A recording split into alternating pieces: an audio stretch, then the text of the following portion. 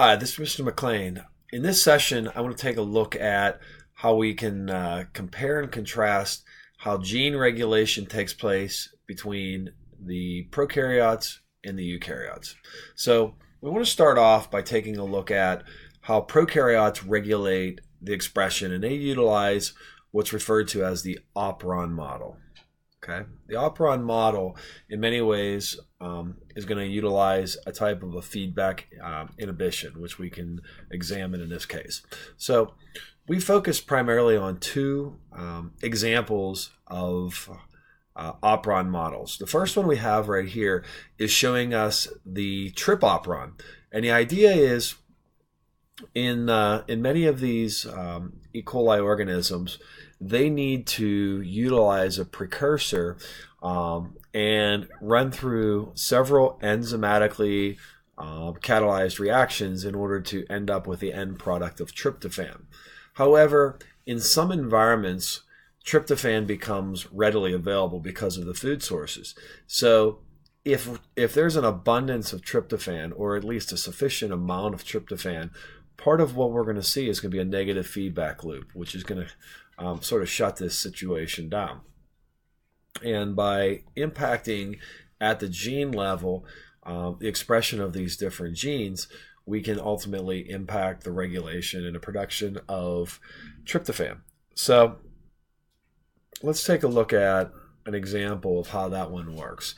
So this particular slide shows us the trip Operon, and if we want to focus in on the trip Operon, we're going to notice that there are a collection of genes which are right here, and those genes are responsible for coding out the components of the proteins that we're trying to manufacture. So they're going to lead to the subunits of polypeptides, and in all operons, upstream of where the structural genes are located at, we're going to have our promoter section.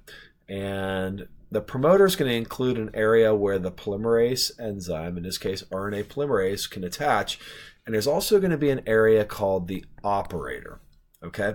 And the operator is kind of where that on-off switch occurs.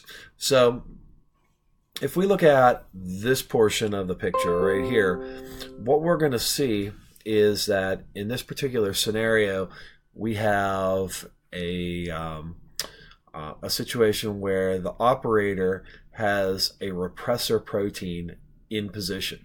Now, the repressor protein is represented by this red molecule right here, and that's coded out by another section of DNA, which is going to ultimately transcribe messenger RNA and then lead us to the production of that repressor protein. That gene that's responsible for that is referred to as the regulatory gene. So the repressor, if you look at it, I know it's kind of a cartoonish shape, but this repressor is not going to fit this operator. If you just look at the physical alignment right there, that's not going to work in that particular sense.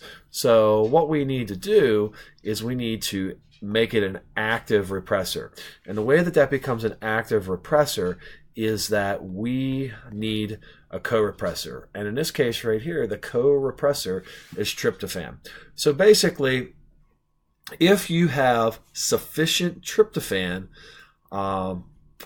you're going to have an abundance of that acting like a co-repressor, which means that you're going to be able to stop transcription, and you're not going to make additional amounts of that. As the volume and concentration of tryptophan decreases, what we end up with is lack of co-repressor, and therefore the repressor is not going to be in position, and then we can start up this process again.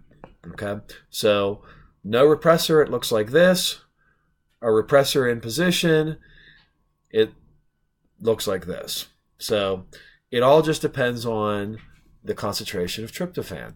So tryptophan has a way of regulating whether or not we make more tryptophan. Now, if we look at it, there's different, this is classified as a type of a negative gene regulation.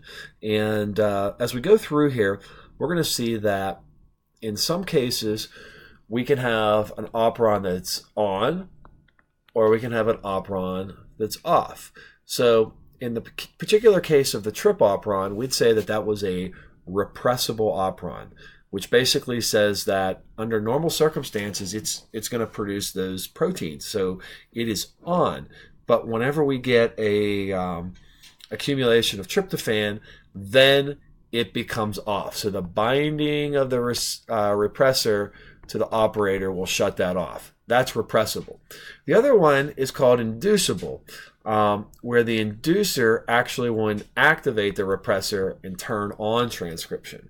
So the example of the inducer model that we looked at was called the Lac Operon. So let's look at how the Lac Operon works. We have, once again, structural genes right here. They're going to code for enzymes. They're going to help the E. coli metabolize lactose. So if there's no lactose, there's no need for those enzymes. So the natural state is for that repressor to be in position. And as a result of that, the polymerase is obstructed and it's not going to be able to transcribe those genes.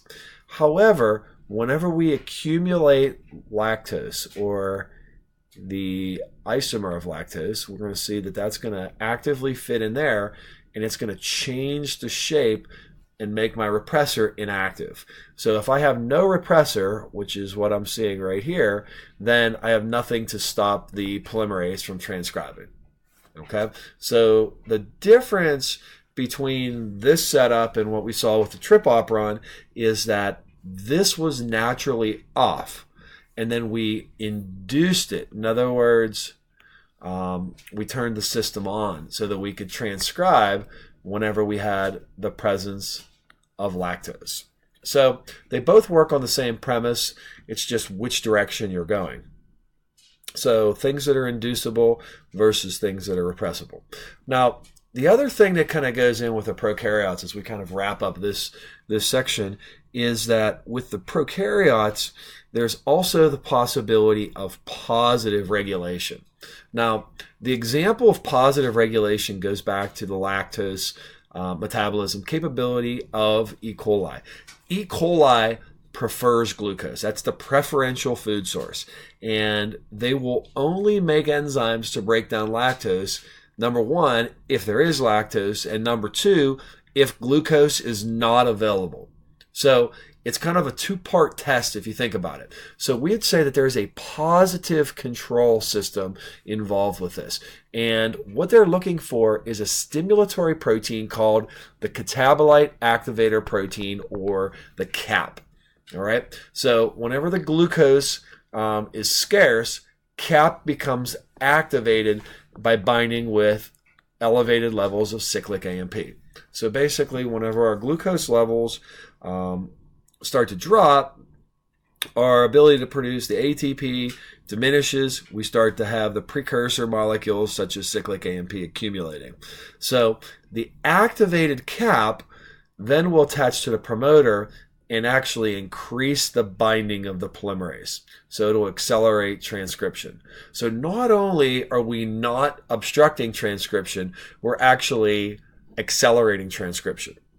So if we look at this particular image right here, we can see that in the top portion right here, we have lactose present and glucose is at low levels. So the preferential food source is low and the secondary food source, lactose, is available.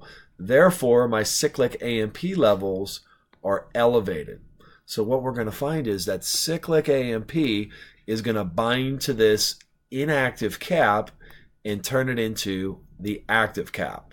The active cap will align itself at the promoter, and the main objective is it's going to assist in binding the RNA polymerase molecule and therefore making the process of transcription more likely. We also notice that because lactose is present, there's no repressor in position. Therefore, it's an inactive Lac repressor, thanks to the presence of allolactose. So that's the situation that we're going to see. If lactose is present and glucose is present, so that's the bottom scenario. So the fact that there's lactose there means that this case is true. Okay, but the second part, glucose is present and CAMP is low, this remains inactive, and therefore it's not going to assist like we saw on the top of the screen. So without that assistance, the rate at which transcription takes place is going to be a lot lower. Okay, so when we put all those together, we can see that there are some different mechanisms that are at play, but the one thing that's fairly universal with the prokaryotes is that in the Operon system, if we just go back one more time and look at this, we have a layout that provides everything in a sequential positioning. So what I mean by that is you have your promoter site with your operator site, and then all the genes that might be relevant that are controlled by this particular Operon system are all sequential. When we look at the eukaryotes in the next video, we're going to see that the regulation of that particular type of gene expression is going to rely on a lot more points of regulation and definitely greater complexity. So hopefully that helps you understand prokaryotic gene expression.